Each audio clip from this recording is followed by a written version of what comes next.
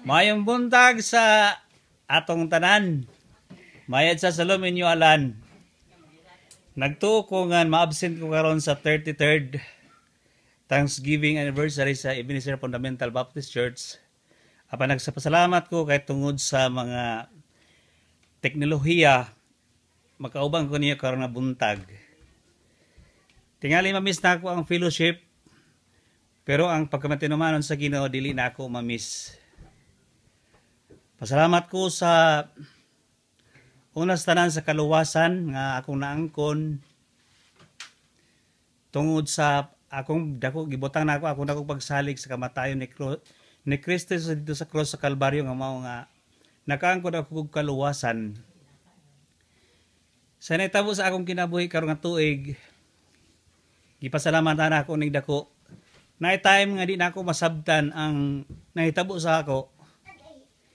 Daghan nga mga ingon nato tunok sa kinabuhi.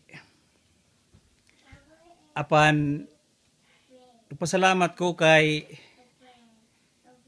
nakaambit ako sa kasakitan nga nahiguman sa atong manluluwas dito sa cross sa Kalbaryo. Dili malalim ang kasakit kung akong istorya sa inyo ang na-experience nako.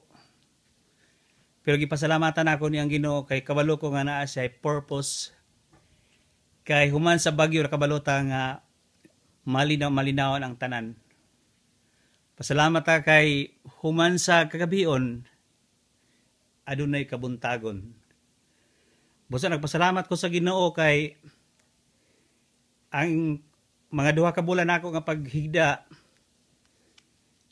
kabalo ko nga nay adlaw nga mubangon ko tingali dili dinhi sa kalibutan pero tingali ugma dito sa langit kauban ang akong manluluwas. Pero kung itugot sa Ginoo nga makatindog pa ko makauban ta pa mo sa tatas nga panahon padayon ta sa pag-alagad pagsangyaw sa kaluwasan nga atong naangkon. Nagpasalamat ko sa tanan kini nga church dinhi ko nagtubo diri ko nakatuon sa mga butang mga espirituhanon. Salamat ko sa akong lolo nga mao akong pastor. Ug wala siya ga kulang sa pagtudlo sa ako nga dili magbuhi sa Ginoo sa tanan nga mga problema.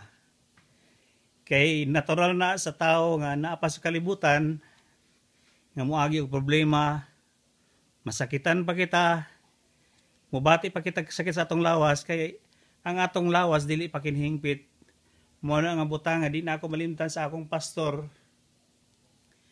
nga nakahimo og kabaskog hatag og comfort sa ako nga magkinabuhi nga matinumanon taliwala sa mga problema, taliwala sa mga kasakitan. Salamat Pastor Unahon sa imong gugma sa ako, sa imong pagbisita, sa imong pagampo. Ang imong pagampo permi na ako kadunggan bisag ni ara ko sa malay-balay. Salamat sa iyong mga pagampo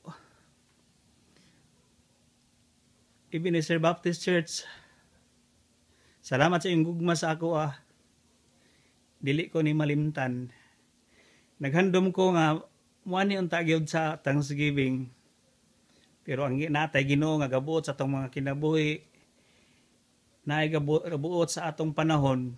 Busa di nato siya ma-question, di nato mapangutana ang Ginoo ngano apa nato pangutanan unsa Ginoo. Ang 33 katuig sa Ebenezer Fundamental Baptist Church, wala ko diha pero ang pagkamatinumanon sa Ginoo sa iglesia, makaingon ko nga to God be all the glory.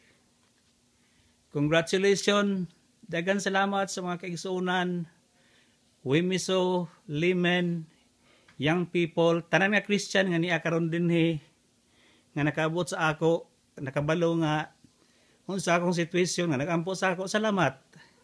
Katong mga Kristohanon nga wala nakabalo karon na nakabalo, salamat usad sa inyong mga kinabuhi. Salamat kay tungod ang inyong mga pagampo nagapalig-on sa akong pagsalig, pagtuo nga naa pa ta sa kalibutan wala pa ta sa langit. Ang akong lolo, akong pastoronahon wala ga kulang sa pagpainumdum sa ako. Sa pag-ani niya sa malay-balay, ingon niya sa tanan nimo desisyon, tanang plano sa pagpatambal nimo, una hagit ang Ginoo. Mao na ang iyang bersikulo nga pirmi ibilin sa amo bisan pa siya mga kabataan nga unahon gyud ang gingharian sa Ginoo. Dili gyud mag buot-buot, di gyud mag-una-una, unahon gyud ang Ginoo. Salamat. To God be all the glory. Mayad sa salom inyo alan. Bye-bye.